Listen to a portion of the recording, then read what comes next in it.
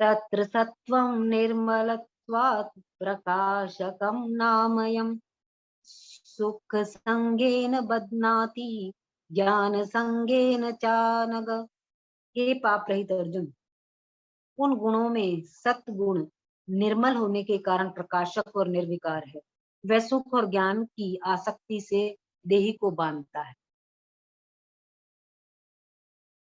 अभी अभी पिछले श्लोक में हमने सतगुण, रजगुण और तमगुण इनकी बात करी है।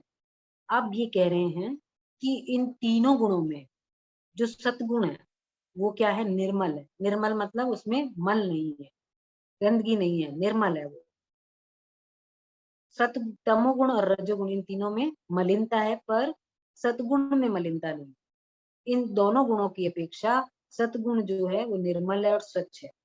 निर्मल होने के कारण ये परमात्मा तत्व का ज्ञान कराने में सहायक होता है।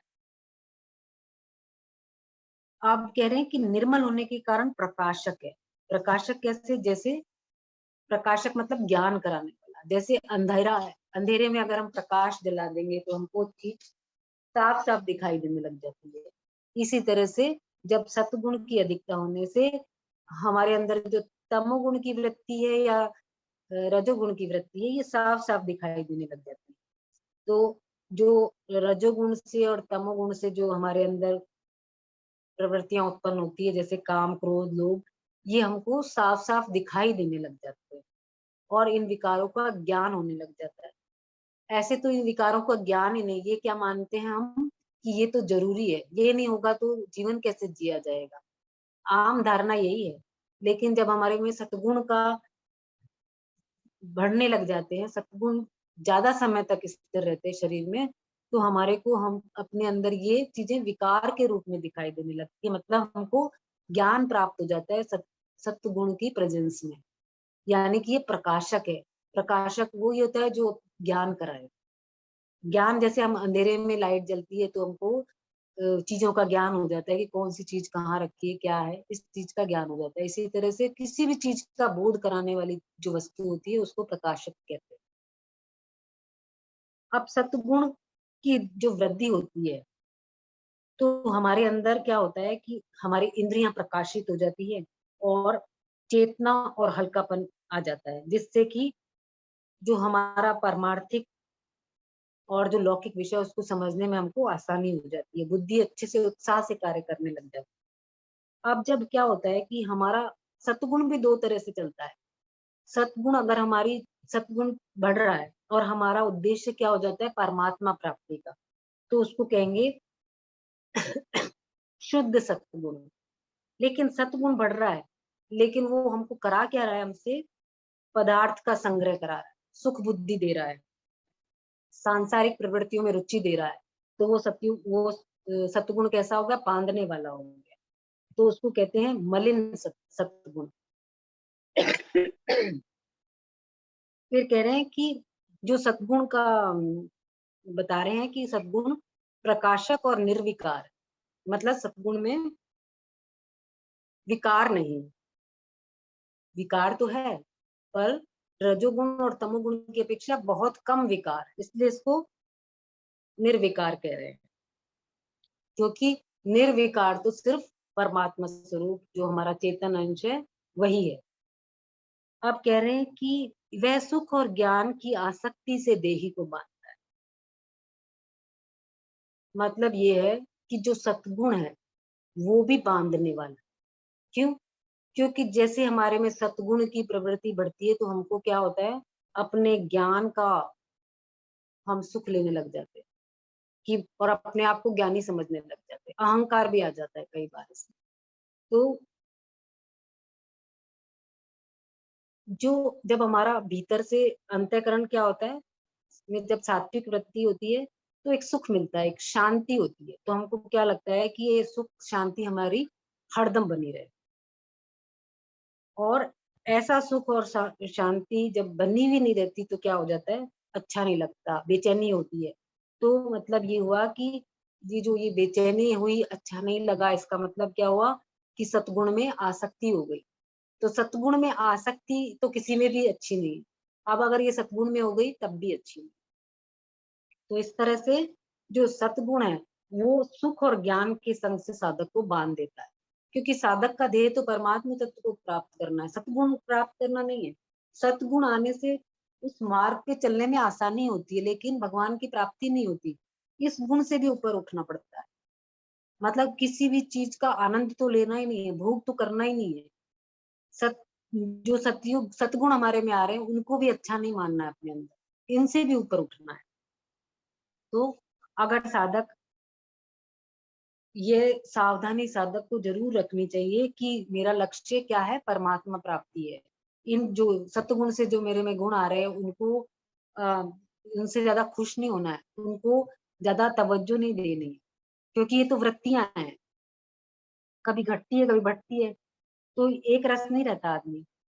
तो साधक को अपनी इन वृत्तियों में आने में और जाने में उसके ऊपर कोई फर्क नहीं पड़ना चाहिए, उसका उसको भोग नहीं करना है। अगर वो इस तरह से इनके सुख को आसक्ति नहीं करेगा तो परमात्मा तत्व की प्राप्ति कर लेगा, और अगर इनमें ही फंस गया तो सतगुण से ऊपर उसकी वृद्धि नहीं, उसकी उन्नति नहीं होगी आगे चले। क्योंकि यहाँ तक आने में उसको अपने आप ही जो सुख है और ज्ञान है उसमें अरुचि होने लग जाती है और वो आगे बढ़ जाता है। आगे चले।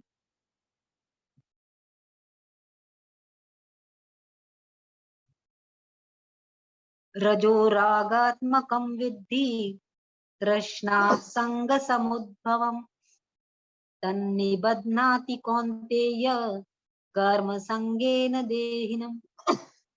हे कुंती नंदन, तृष्णा और आसक्ति को पैदा करने वाले रजोगुण को तुम राग स्वरूप समझो। वह कर्मों की आसक्ति से शरीरधारी को बांधता है। देखो अब चालू हो गया रजोगुण, रजोगुण का स्वरूप और वो किस तरह से बांधता है। अब इस श्लोक में बता रहे हैं। पहले हमने क्या पढ़ा था, सतगुण, सतगुण के बारे में पढ़ा था कि वो सतगुण का स्वरूप कैसा है और वो किस तरह से बांधता है, और साधक को क्या सावधानी रखनी चाहिए सतगुण से भी ऊपर उठने के। अब रजोगुण क्या करता है ये देखते हैं। तो रजोगुण है वो क्या है, राग स्वरूप है। मतलब रजोगुण जब होता है, अधिकता में होता है, बढ़ता है, तब क्या करता है, वो किसी भी व्यक्ति, वस्तु, घटना, परिस्थिति, क्रिया में प्रियता पैदा कर देता है। और ये जो प्रियता होती है यही रजोगुण स्वरूप है। अब जो श्रीमद् भगवत गीता है इसमें जो भगवान राग को ही रजोगुण मान रहे हैं। इसलिए मतलब ये हुआ कि जो ज्ञानी पुरुष है, जो गुणों से ऊपर उठ गया पुरुष है, वो उसमें रजोगुण के प्रभाव से प्रवृत्ति तो होती है पर उसमें राग नहीं होता। सतगुण क्या होता है, सतगुण को हमने देखा था कि अगर सुख और ज्ञान की जो आसक्ति है वो बांधती है। मतलब आसक्ति चाहे किसी में भी हो, सतगुण में है वो भी बांध रही है, और रजोगुण में है तो वो भी बांध रही है। तो भगवान ने यहाँ पे रजोगुण को मुख्य रूप से जानने के लिए कह रहे हैं। रजोगुण के लिए क्या कहा है, तृष्णा और आसक्ति को पैदा करने वाले रजोगुण को तुम राग स्वरूप समझो। जो प्राप्त वस्तु है, कोई भी व्यक्ति, पदार्थ, परिस्थिति, घटना जो भी है, वे बनी रहे और ऐसा ही मिलता रहे, इस तरह से तृष्णा पैदा हो जाती है, और इस तृष्णा से आसक्ति। तृष्णा क्या, तृष्णा का अर्थ दो तरह से ले सकते हैं कि जैसे तृष्णा और आसक्ति पैदा होती है, मतलब तृष्णा और आसक्ति को पैदा करने वाला, और तृष्णा और आसक्ति से पैदा होने वाला। मतलब जैसे बीज से पेड़ पैदा होने वाला या पेड़ से बीज पैदा होने वाला, एक ही बात है। तो आसक्ति और तृष्णा से रजोगुण पैदा होता है, रजोगुण से आसक्ति या तृष्णा पैदा होती है, ये दोनों सेम ही बात है। तो राग राग स्वरूप अगर रजोगुण रहेगा, राग स्वरूप, तो तृष्णा और आसक्ति बढ़ती जाएगी, और तृष्णा और आसक्ति जितना बढ़ेगी उतना ही रजोगुण बढ़ेगा। मतलब ये है कि दोनों एक दूसरे के समान बढ़ते हैं। फिर कह रहे हैं कि वह कर्मों की आसक्ति से शरीरधारी को बांधता है। मतलब कि जो जो रजोगुण के बढ़ने पर तृष्णा और आसक्ति बढ़ती है, वैसे वैसे मनुष्य की कर्म करने की प्रवृत्ति बढ़ती है। तो जब कर्म करने की प्रवृत्ति बढ़ेगी तो क्या करेगा, नए नए काम करेगा, नए नए काम करना शुरू कर देता है और फिर दिन और रात उसी में फंसा रह जाता है और उसी की चिंता में लगा रहता है। तो ऐसा जब कर्म करने की चिंता, कर्म करने में लगा रहने से उसको अपना कल्याण करने का अवसर प्राप्त नहीं होता। तो इस तरह से जो रजोगुण है वो कर्मों को सुख, कर्मों की जो सुख मिलता है कर्म करने से, उसमें जो आसक्ति आ गई है उससे शरीर को बांध देता है और फिर जन्म मरण में ले जाता है। तो साधक को क्या चाहिए कि जो भी वो कर्म कर रहा है वो कर्म करना तो चाहिए, पर हमको उसमें हमने पहले भी पढ़ा निष्काम कर्म करना चाहिए। उसको अपने सुख भोग और अपने संग्रह के लिए नए कर्म नहीं करने, दूसरों की सेवा के लिए नए नए कर्म करने। अब इन जो कर्म है उनके सुख जो प्राप्त हो रहा है, सुखों से, उस कर्मों को करने में जो सुखों से आसक्ति हो रही है उसके छूटने से क्या उपाय है?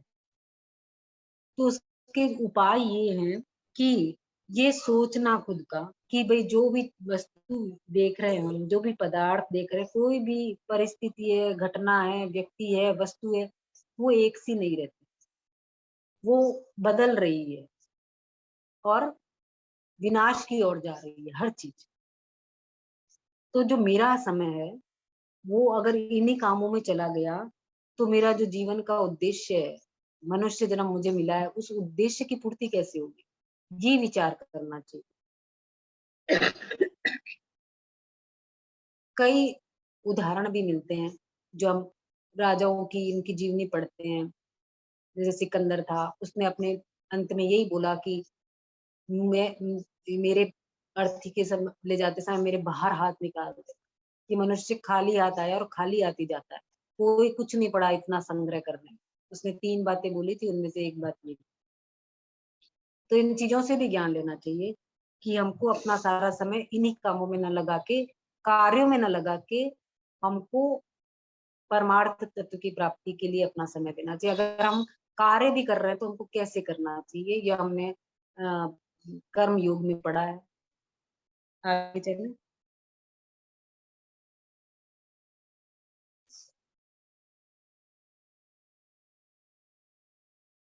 तमस्त्वज्ञानजं विद्धि मोहनं सर्वदेहिनां प्रमादालस्य निद्राभिः तन्निबध्नाति भारत। हे भरतवंशी अर्जुन, संपूर्ण देहधारियों को मोहित करने वाले तमोगुण को तुम अज्ञान से उत्पन्न होने वाला समझो। वह प्रमाद, आलस्य और निद्रा के द्वारा देहधारियों को बांधता है। देखो अभी हमने 2 पढ़े, सतगुण पढ़ा और रजोगुण पढ़ा। सतगुण को देखा कि वो सुख और ज्ञान की आसक्ति से बन जाता है, और जो रजोगुण पढ़ा वो क्या पढ़ा कि कर्मों की आसक्ति से उसने बांध दिया। अब यहाँ पे अब पढ़ रहे हैं हम तमोगुण के बारे में कि तमोगुण का स्वरूप क्या है और वो किस तरह से बांधता है। तो जो तमोगुण है वो अज्ञान से पैदा होता है, मूर्खता से पैदा होता है, और जो देहधारी है उनको मोहित कर देता है। मतलब ये मोहित कर देता है का मतलब है कि उनमें सत्य क्या है, असत क्या है, कर्तव्य क्या है, अकर्तव्य क्या है, इसका विवेक ही नहीं रहता। मतलब ये है कि जो तमोगुण आ जाता है वो सांसारिक सुख भोग और उसमें संग्रह में भी नहीं लगने देता, न राजस सुख में लगने देता है। तो सात्विक गुण की तो बात ही क्या है, सात्विक सुख की तो सोच ही नहीं सकते। अब क्या है कि जो ये तमोगुण है इसको भगवान कह रहे हैं तमोगुण से मोहित सिर्फ मनुष्यधारी होते हैं, मनुष्य ही होते हैं, शरीरधारी ही होते हैं। क्यों? क्योंकि दूसरे प्राणी जो हैं वो तो स्वभाव से तमोगुणी है, सिर्फ मनुष्य नहीं है स्वभाव से।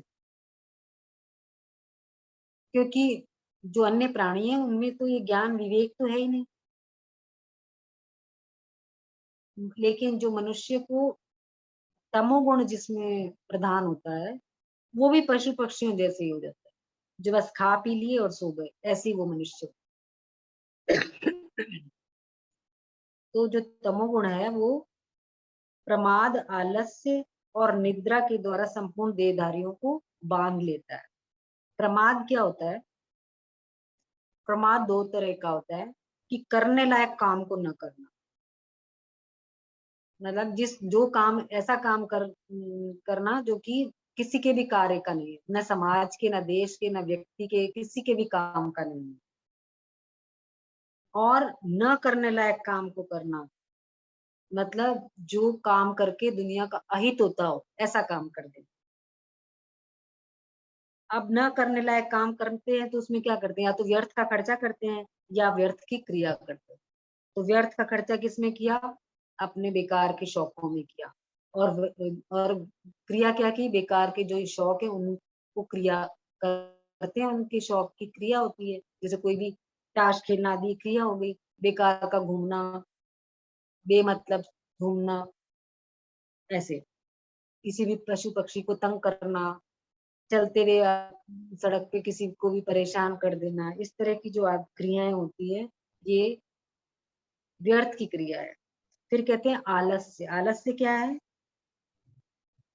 ये भी दो तरह से हो सकता है। एक तो होता है कि कोई काम ना करना, सोते रहना या बेकार में बैठे रहना, और अपने जरूरी काम भी नहीं करना।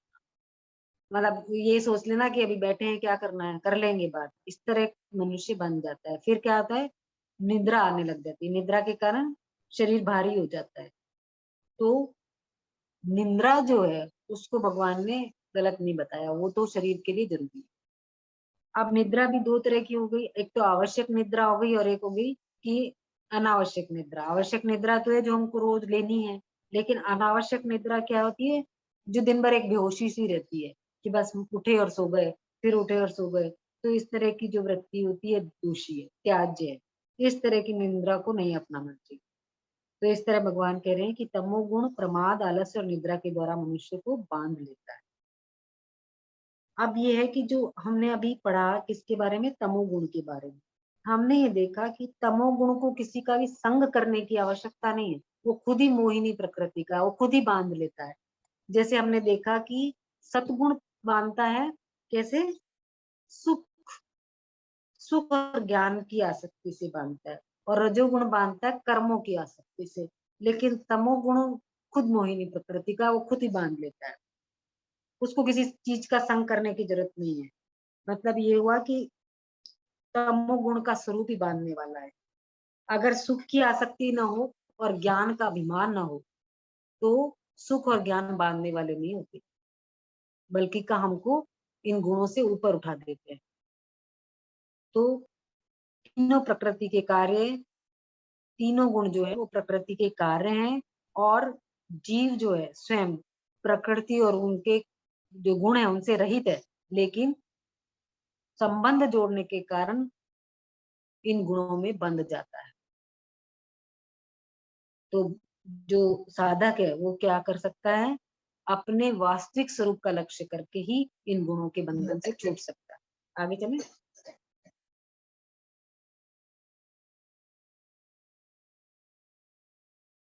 सत्वं सुखे संजयति रज्ज कर्मणि भारत, ज्ञानमावृत्य तु मम तमः प्रमादे संजयत्युत। हे भरतवंशोद्भव अर्जुन, सत्वगुण सुख में और रजोगुण कर्म में लगाकर मनुष्य पर विजय करता है, तथा तमोगुण ज्ञान को ढककर एवं प्रमाद में भी लगाकर मनुष्य पर विजय करता है। अब ये जो तीन गुण है, हम बार बार ये बात कह रहे हैं कि ये तीनों गुण बांधने वाले। तो ये तीनों गुण करते क्या है? बांधने से पहले जब प्रोसेस चालू होता है तो ये करते क्या है, प्रोसेस में को समझने की कोशिश करते हैं। कि पहले हमने पढ़ा कि जो सात्विक सुख है, तो उसमें साधक की आसक्ति हो जाती है, और जो सात्विक सुख है वो बांधने वाला बन जाता है, क्योंकि आसक्ति आ गई इसमें। अब हम देख रहे हैं कि भगवान यहाँ कह रहे हैं सतगुण सुख में, मतलब जब सतगुण आया तो उसमें ये सोच के खुश हो गए कि हमारे में तो अच्छे गुण हैं और हमारे में तो ज्ञान है। इस तरह से ये आसक्ति हो गई। और आसक्ति होने के कारण ये गुण जो सत्गुण है वो हमको बांध देता है, मतलब हमको आगे नहीं बढ़ने देता।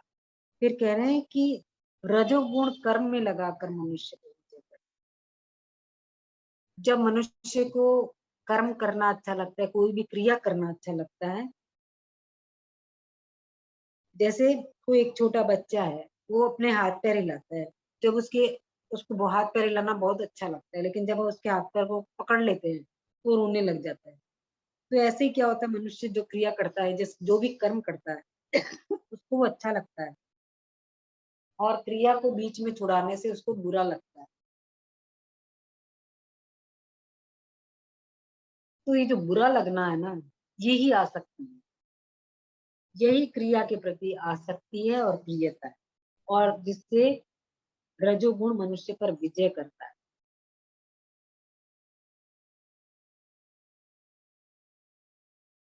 अब कह रहे हैं कि यहाँ पे भगवान ये कह रहे हैं कि रजोगुण कर्म में लगाकर विजय करता है, अर्थात जो कर्मों में आसक्ति पैदा करके बांध देता है। तो साधक को क्या चाहिए कि कर्म करते समय ये ध्यान रखना चाहिए कि अभी तक हमने पढ़ा था कि कर्म फल में आसक्ति मत हो, नहीं करनी है, लेकिन अभी एक गुण का जब चैप्टर चल रहा है तो हम ये पढ़ रहे हैं कि कर्मों में भी आसक्ति हो रही है।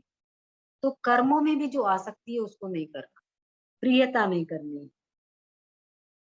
और जब तमोगुण आता है तो वो क्या करता है, हमारा पूरा ज्ञान को ढक लेता है, विवेक को ढक लेता है, और हमारे अंदर जो सत असत का ज्ञान है, कर्तव्य अकर्तव्य का जो ज्ञान है उसको भी ढक लेता है, उसको जागृत नहीं होने देता और प्रमाद में लगा देता है। जो हमारे कर्तव्य कर्म है वो करने नहीं देता और न करने योग्य कर्मों में लगा देता है, और यही उसका विजयी होना होता है। तो सतगुण से ज्ञान और प्रकाश, ये दो वृत्तियां पैदा होती है। तमोगुण इन दोनों वृत्तियों की विरोध करता है, और इसलिए ये ज्ञान और विवेक को ढक लेता है और प्रमाद में लगा देता है।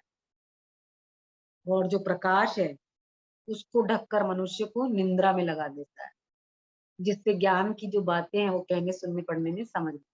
आगे चले।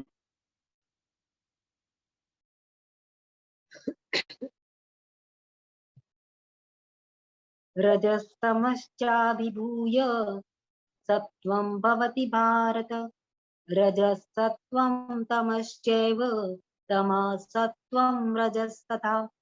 हे भरतवंशोद्भव अर्जुन, रजोगुण और तमोगुण को दबाकर सतगुण और तमोगुण को दबाकर रजोगुण, वैसे ही सतगुण और रजोगुण को दबाकर तमोगुण बढ़ता है। अभी हमने देखा कि तीन गुण है ये। अब ये बढ़ते कैसे हैं, मनुष्य में विजय कैसे प्राप्त करते हैं? तो जब हमारे में सतगुण बढ़ा हुआ है, इसका क्या मतलब है कि रजोगुण और तमोगुण दबे हुए। तो सतगुण कैसे बढ़ा? रजोगुण और तमोगुण को दबाकर। और जब रजोगुण बढ़ा हुआ है, इसका मतलब है सतगुण भी दबा हुआ है और तमोगुण भी बढ़ा हुआ है, तमोगुण भी दबा हुआ है। ये दो गुण दबे हुए हैं, तभी रजोगुण दिखाई दे रहा है। और ऐसे ही जब हमारे तमोगुण की प्रवृत्ति बढ़ती है, इसका मतलब है सतगुण और रजोगुण ये दोनों दबे हुए हैं। तो जब सतगुण और तमोगुण की वृत्तियां दबकर रजोगुण बढ़ता है, तो जो सतगुण की वृत्तियां जैसे ज्ञान, वैराग्य, उदारता, और तमोगुण की क्या है? आलस्य, प्रमाद, बेकार की नींद आना, ये जो वृत्तियां हैं इनको दबा देता है। और किस में लगा देता है? अंतःकरण में लोभ, प्रवृत्ति, स्पृहा आदि वृत्तियों को उत्पन्न कर देता है। और जब सतगुण बढ़ता है तो सतगुण क्या करेगा? रजोगुण के जो गुण है, जैसे कि नए नए कामों में प्रवृत्त होना, स्पृहा, सांसारिक भोग, इन सबको दबा देगा। और तमोगुण के क्या गुण है? प्रमाद, आलस आदि, इन सबको दबा देता है। तो अंतःकरण में क्या होगी? स्वच्छता, निर्मलता, ऐसी वृत्तियों को उत्पन्न कर देता है। इसी तरह से जो तमोगुण बढ़ता है तो क्या कर रहा है? सतगुण और रजोगुण को दबा रहा है। तो जो सतगुण की प्रवृत्ति है वो दब जाएगी, जो रजोगुण की प्रवृत्ति है वो दब जाएगी। सिर्फ क्या दिखाई देगा? तमोगुण की प्रवृत्ति। वो क्या है? प्रमाद, आलस्य, मूढ़ता, खूब नींद आना, ये प्रवृत्तियां उत्पन्न कर देगा। तो हमको समझ में आ जाएगा पूरे दिन में, क्योंकि तीनों वृत्तियां चलती रहती है, कभी सतगुण बढ़ता है, कभी रजोगुण बढ़ता है, कभी तमोगुण बढ़ता है पूरे दिन में। पूरे दिन में हम अपने ऊपर नोटिस करें तो जिस व्यक्ति में जो प्रवृत्ति ज्यादा दिखाई देगी उसको उस प्रवृत्ति का पुरुष कहेंगे। जैसे किसी में दिन भर वो आलस करता है, निंद्रा करता है, तो इस तरह की प्रवृत्ति वाले लोग को कहेंगे तमोवृत्ति का आदमी। और जो सतगुण से वो प्रकाशित है, जैसे जिसमें भगवत प्राप्ति की इच्छा है, वो इस कामों में लगा हुआ है, तो उसको कहेंगे इसमें सतगुण, ये सतोगुणी है। और जो कर्मों में लगा हुआ उसको कहेंगे ये रजोगुणी है। इस तरह से आगे चले अब। सर्वद्वारेषु देहिस्मिन् प्रकाश उपजायते, ज्ञानं यदा तदा विद्या द्विवृद्धं सत्त्वमित्युत।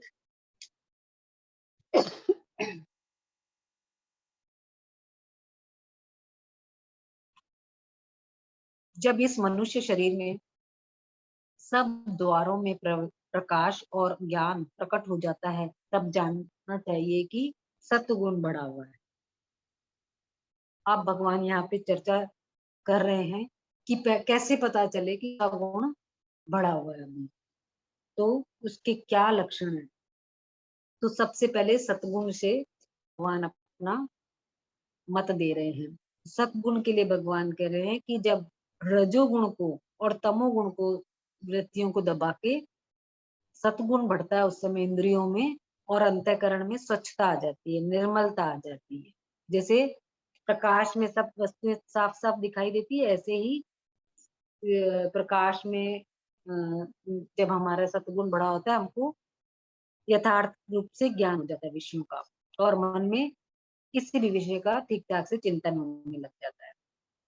अब यहाँ पे मनुष्य शरीर में क्यों बोला भगवान ने, क्योंकि ये जो अवसर है सत्गुण प्रकट होने का, अंतःकरण और बहिकरण में जो स्वच्छता और निर्मलता आती है या विवेक प्रकट होता है, वो अवसर सिर्फ मनुष्य योनि में ही है, अन्य शरीरों में नहीं है। इसलिए भगवान ने जब इस मनुष्य शरीर में बोला है, तो मनुष्य को क्या चाहिए कि वो रजोगुण और तमोगुण पर विजय प्राप्त करके सत्गुण से भी ऊपर उठे, जिससे परमात्मा तत्व की प्राप्ति होती है।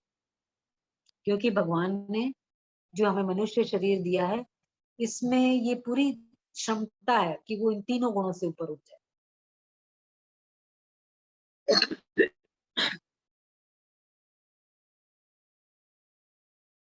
इंद्रियों और अंतःकरण की स्वच्छता और विवेक शक्ति आने पर साधक को ये समझ में आ जाता है कि उसकी सतगुण की वृत्तियां बढ़ी हुई है और रजोगुण की दबी हुई।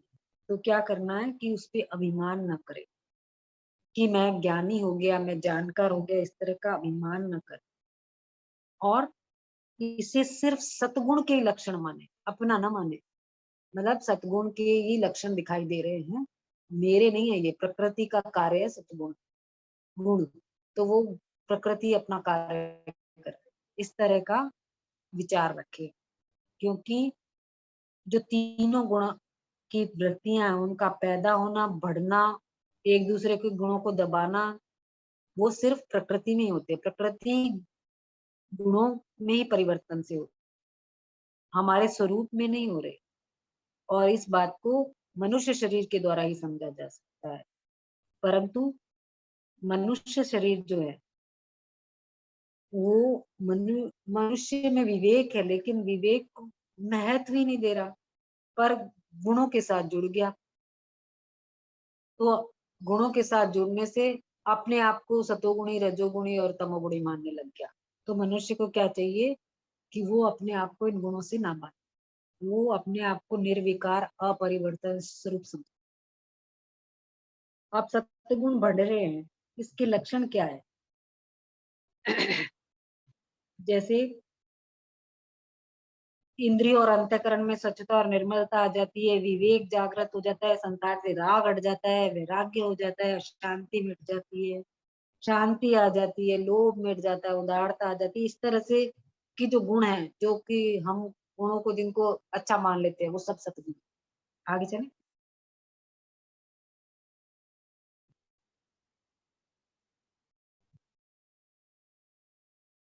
लोभ प्रवृत्तिरारंभ कर्म शम शम स्पृहा रजस्येतानि जायन्ते विवृद्धे भरतर्षभ।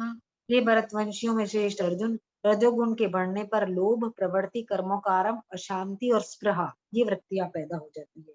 अभी पीछे हमने सतगुण के बढ़ने पर क्या लक्षण दिखाई देते हैं, अब भगवान यहाँ पे रजोगुण के प्रभाव, बढ़े हुए प्रभाव को बता रहे हैं कि उनसे क्या क्या लक्षण पैदा होते हैं। लोभ, लोभ होता है कि चीज है पर और चाहिए, ये लोभ है, तो ये एक गुण होता है। फिर होती है मतलब कार्य में, नए नए कार्यों में लग जाना। कार्य करना दोषित नहीं है, लेकिन राग पूर्वक कार्य में लगना दोषी है। कर्मों का आरंभ मतलब अपनी सामग्री, अपनी सुख का आराम के लिए नए नए कार्यों का आरंभ कर देते हैं, नए नए व्यापार शुरू कर देते हैं, इसको बोलते हैं कार्यों, कर्मों का आरंभ। अशांति और स्पृहा, जब अंतःकरण में जो अशांति है, उस हलचल रहने लग जाती है। जैसी जो चीज हम सोचते हैं कि ये कर्म करेंगे तो ये चीज प्राप्त हो जाएगी, लेकिन नहीं मिलती, इससे अशांति हो जाती है, हलचल हो जाती है। और स्पृहा, स्पृहा का मतलब है परवाह। जैसे भूख लगने पर अन्न की और प्यास लगने पर जल की और जाड़ा लगने पर गर्म वस्त्र की आवश्यकता महसूस होगी, ऐसे ही साधक को आवश्यकता महसूस होती है हर चीज की, तो अपनी इच्छा का त्याग करना चाहिए, क्योंकि कोई भी वस्तु इच्छा के अधीन नहीं है। जब भीतर से रजोगुण बढ़ता है तो लोभ, प्रवृत्ति आदि वृत्तियां बढ़ती है। तो ऐसे में साधक को क्या विचार करना चाहिए कि मेरा जीवन निर्वाह तो हो रही है, मुझे इन कर्मों में क्यों प्रवृत्त होना है। इससे रजोगुण की प्रवृत्तियां मिट जाती है और उदासीन हो जाते हैं। लास्ट है जो तमोगुण है, उसके भी लक्षण बताए हैं लास्ट इसमें, ये एक और पढ़ लेते हैं, आगे चलिए।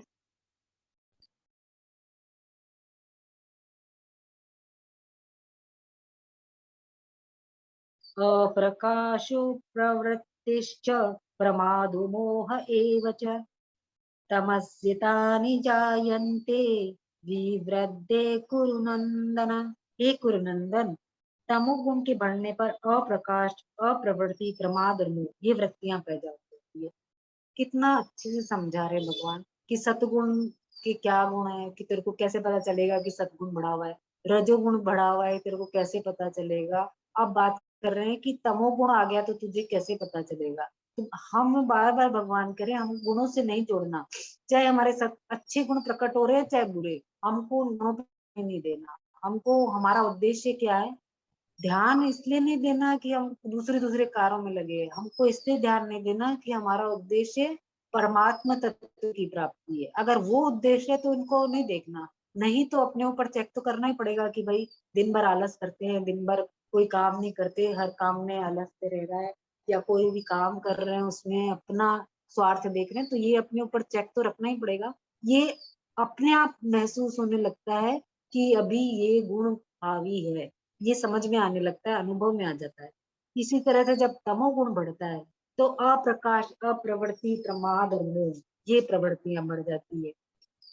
जब रजोगुण की जो प्रवृत्ति है उसको दबाकर तमोगुण बढ़ता है तो कोई भी कार्य करने में मन नहीं लगता, आवश्यक कार्य में भी रुचि नहीं रहती, इसी को अप्रवृत्ति कहते हैं। प्रमाद क्या होता है, न करने का लायक कार्य में भी लग जाना और करने लायक कार्य को नहीं करना।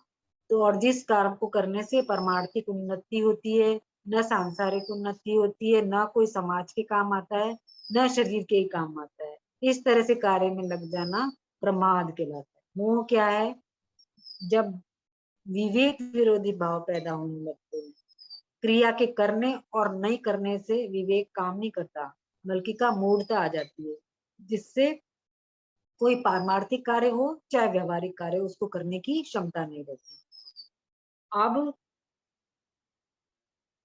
निंद्रा अधिक लेना और अपने जीवन का समय नष्ट करना, धन नष्ट करना, जितने भी निरर्थक काम है, ये सब इसमें ले लिए गए। तो ये सब बढ़े हुए तमोगुण के लक्षण है, और जब ये अप्रकाश, अप्रवृत्ति दिखाई दे तो समझ लेना चाहिए कि सतुगुण और रजोगुण को दबाकर तमोगुण बढ़ गया है। ठीक है।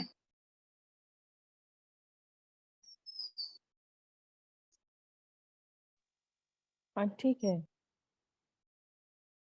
ओम पूर्णमद पूर्णमिदं पूर्णात् पूर्णमुदच्यते पूर्णस्य पूर्णमादाय पूर्णमेवावशिष्यते। ओम शांति शांति शांति।